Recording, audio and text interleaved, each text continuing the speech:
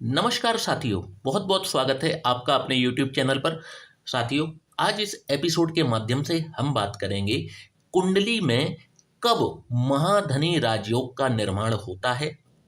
साथियों, आज मैं आपको इस वीडियो के माध्यम से 5 ऐसे सूत्र बताऊंगा। यदि वे आपकी कुंडली पर अप्लाई हो रहे हैं तो या तो आप राजयोग भोग रहे हैं या निकट भविष्य में आपको राजयोग की प्राप्ति निश्चित रूप से होने वाली है। ये 5 राजयोग बिल्कुल प्रमुख होते हैं और वैसे तो हमारे वैदिक ज्योतिष में और लाल किताब में हजारों प्रकार के राजयोगों के बारे में वर्णन किया गया है, परंतु आज जो हम राजयोग के बारे में बात कर रहे हैं ये बिल्कुल प्रमुख हैं। और यदि ये किसी की भी कुंडली में मौजूद हैं तो ऐसा व्यक्ति निश्चित रूप से राजयोग जीवन में जरूर भोगता है और कुंडली में उसके महाधनी बनने का योग निर्मित अवश्य हो जाता है। साथियों, देर ना करते हुए अपने वीडियो की शुरुआत करते हैं और पहला राजयोग के बारे में चर्चा करते हैं। पहला राजयोग कौन सा हुआ? तो जैसा कि मैंने यहाँ पर चिन्हित किया हुआ है, पंच महापुरुष राजयोग का बनना। अब साथियों, ये बनेगा कैसे, आइए देख लेते हैं। समझ लीजिए कि ये आपकी जन्म पत्रिका है, ठीक है। और 5 पंच महापुरुष राजयोग बनते हैं मंगल से रोचक योग, बुध से भद्र योग, गुरु से हंस योग, शनि से शश योग और शुक्र से मालव योग।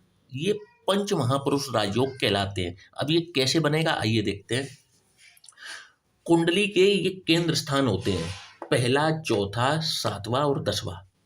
इन भावों में इनमें से कोई एक भी ग्रह अगर विराजमान है, देखिए याद रखिएगा, केंद्र स्थान में इन 5 में से कोई एक भी या एक से अधिक भी हो सकते हैं। तो जितने अधिक होंगे उतना ही मतलब जबरदस्त राजयोग का निर्माण होगा, परंतु यदि एक भी है तो वो पर्याप्त है आपको महाधनी बनाने के लिए। लेकिन मेरी बताई हुई आपको सूत्र लगाने पड़ेंगे। तो इनमें से कोई एक ग्रह भी केंद्र स्थान में विराजमान हो जाए, ठीक है। दूसरा सूत्र है अपनी ही राशियों में विराजमान हो जाए। जैसे कि मंगल की अपनी राशि कौन सी होती है? तो मेष और वृश्चिक। बुध की अपनी राशि कौन सी होती है? तो मिथुन और कन्या। गुरु की अपनी राशि कौन सी होती है? तो धनु और मीन। शनि की होती है मकर और कुंभ और शुक्र की होती है वृषभ और तुला। इस प्रकार से ये कोई एक ग्रह भी अपनी राशियों में विराजमान हो जाए या फिर अपनी उच्च राशि में विराजमान हो जाए। अब इनकी उच्च राशि कौन सी होती है? तो मंगल की मकर राशि उच्च होती है, बुध की कन्या राशि उच्च होती है, गुरु की कर्क राशि उच्च होती है, शनि की तुला राशि उच्च होती है और शुक्र की मीन राशि उच्च होती है। या फिर ये इस प्रकार से अपनी उच्च राशियों में विराजमान हो जाए, केंद्र स्थान में विराजमान हो जाए। तो सूत्र हमारा क्या लगा? इनमें से कोई एक ग्रह भी केंद्र स्थान में आ जाए, अपनी ही राशियों में आ जाए या फिर अपनी उच्च राशियों में आ जाए, तो इस राजयोग का निर्माण हो जाता है। जब भी ये राजयोग का निर्माण होता है, ऐसा व्यक्ति अपने दम पर, अपने बलबूते पर सफलता के झंडे गाड़ता है और अपना पहचान अपने समाज में बनाता है। महाधनी तो बनता ही है, भूमि भवन वाहन ऐसे व्यक्ति के पास में बहुवचन में होते हैं। तो ये रहा हमारा पहला सूत्र कि कुंडली में पंच महापुरुष राजयोग का निर्माण हो जाए। अब देख लेते हैं कि दूसरा राजयोग कौन सा है। तो साथियों दूसरा राजयोग है सूर्य 10वें स्थान में विराजमान हो जाए। याद रखिएगा, जो मैं जिस हिसाब से बता रहा हूं यही सूत्र लगेगा। सूर्य 10वें भाव में विराजमान हो, ठीक बात, मेष राशि के होकर के विराजमान हो जाएं। ये दूसरा है, सूर्य 10वें भाव में विराजमान हो, मेष राशि के होकर के विराजमान हो और सूर्य 10 अंश तक हो। कहने का मतलब है कि इनकी जो डिग्री वाइज जो बल है वो 10 अंश तक का हो। तो ये सूर्य परम उच्च के हो गए, क्योंकि एक तो 10 अंश तक के हैं मेष राशि में है, दसम स्थान में है, और दसम स्थान में सूर्य दिग्बली हो जाते हैं, ऐसा व्यक्ति निश्चित तौर पर जीवन में सफलताएं पर सफलताएं प्राप्त करता चला जाता है, और इस कदर आगे बढ़ता है कि इनका नाम न सिर्फ इन अपने शहर तक पहुंचेगा, बल्कि इनके प्रदेश और देश लेवल पर भी ये फेमस हो सकते हैं। यदि ये सरकारी नौकरी में भी अगर जाते हैं तो ये उच्चतम पद तक जरूर पहुंचते हैं।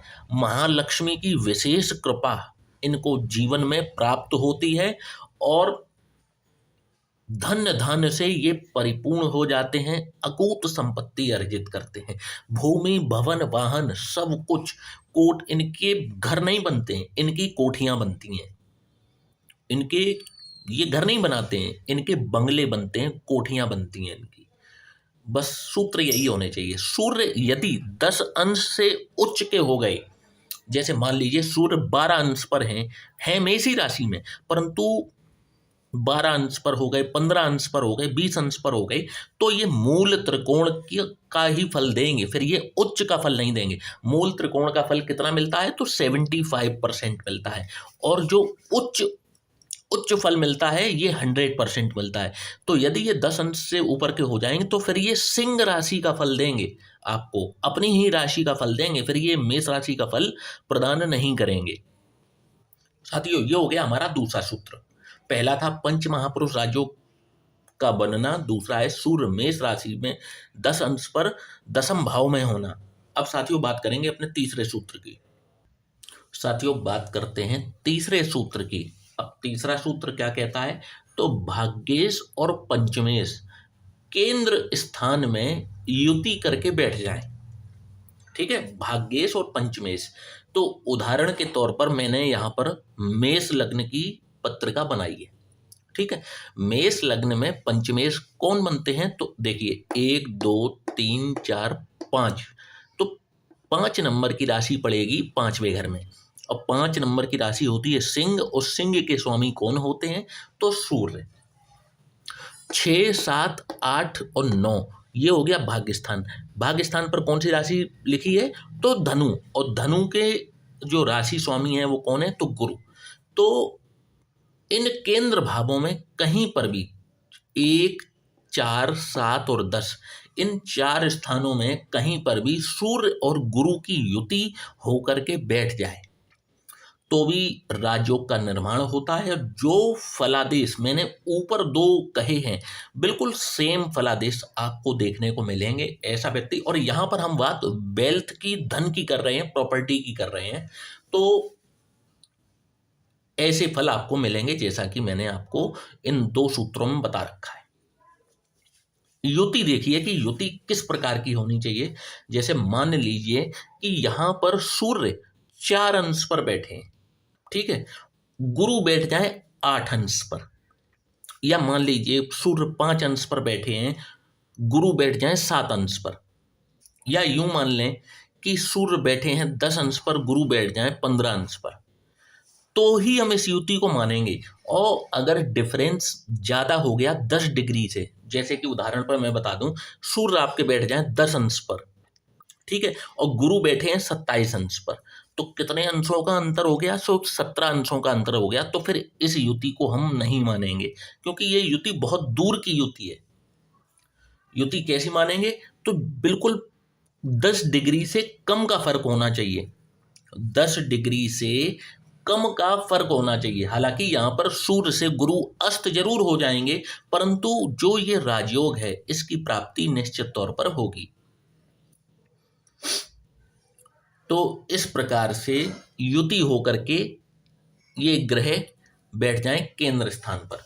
इसी प्रकार से और भी लग्नें होंगी, और हर लग्न में पंचमेश और भाग्येश अलग अलग होते हैं। तो आप अपनी लग्न के अनुसार पता लगा लीजिए। जैसे कर्क लग्न आपकी बन जाए तो 4 5 6 7 8 मंगल बनेंगे पंचमेश, और 10 11 12 और गुरु बन जाएंगे भाग्येश। तो अब मंगल और गुरु की युति हो जाए इसी प्रकार से, तो हम इस राजयोग को मान लेंगे कि इसी प्रकार से इस राजयोग का भी निर्माण होगा। और युति जो है उनकी डिग्री वाइज जो है वो बिल्कुल क्लोज होने चाहिए। इसके बाद साथियों बात करेंगे अगले सूत्र की, जो है, तो साथियों जैसे मान लीजिए मेष लग्न की आपकी कुंडली है, मेष लग्न में आपके लाभेश कौन बनेंगे, तो 11 नंबर यहाँ पर लिखा हुआ है। आयेश कौन है, तो शनि है। और द्वितीय स्थान जिसे हम धन स्थान भी कहते हैं, यहाँ के स्वामी कौन बने, तो शुक्र बने।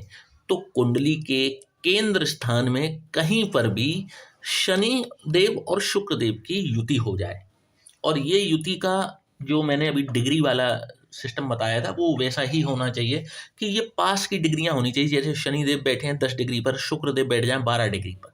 ये युति जितनी पास की होगी, जितना कम डिफरेंस होगा, ये युति उतनी ही पावरफुल होती है। जैसे शनिदेव बैठ जाए 20 अंश पर, शुक्रदेव बैठ जाए 24 अंश पर, तो ये काफी पास की युति हो गई। और पास और दूर की क्या डेफिनेशन है, तो 10 डिग्री से कम का अंतर होना चाहिए। अब ऐसा ना हो कि शनिदेव बैठे हैं 5 डिग्री पर और शुक्रदेव बैठे हैं 25 डिग्री पर, 20 डिग्री का अंतर हो गया, फिर ये युति काम नहीं करेगी। ऐसा होना चाहिए जैसे शनिदेव बैठे 5 अंश पर, शुक्रदेव बैठ जाए 8 अंश पर, तो बिल्कुल पास की युति हो गई। और जब ये युति पास की बनेगी तो ये उतना ही पावरफुल राजयोग बनेगा। ऐसा व्यक्ति बहुवचन में मल्टीपल प्रॉपर्टीज हासिल करता है जीवन में, और हर प्रकार के सुख और वैभव ऐसे व्यक्ति को जीवन भर प्राप्त होते रहते हैं। धन धान की कोई कमी ऐसे व्यक्ति के पास नहीं होती। इसके बाद है हमारा आखिरी सूत्र, पंचमेश और भाग्येश का राशि परिवर्तन। जैसे मान लीजिए कि यहाँ पर पंचमेश कौन है, तो यहाँ पर पंचमेश बने सूर्यदेव और नवमेश कौन बने, तो गुरुदेव। ठीक है, अब ये आपस में राशि परिवर्तन कर लें। जैसे यहाँ पर सूर्यदेव जो हैं वो नवम भाव में जाकर के विराजमान हो जाएं, और गुरुदेव जो नवमेश हैं वो पंचम भाव में आकर के विराजमान हो जाते हैं, तो इस प्रकार का इसको राशि परिवर्तन राजयोग कहा जाता है।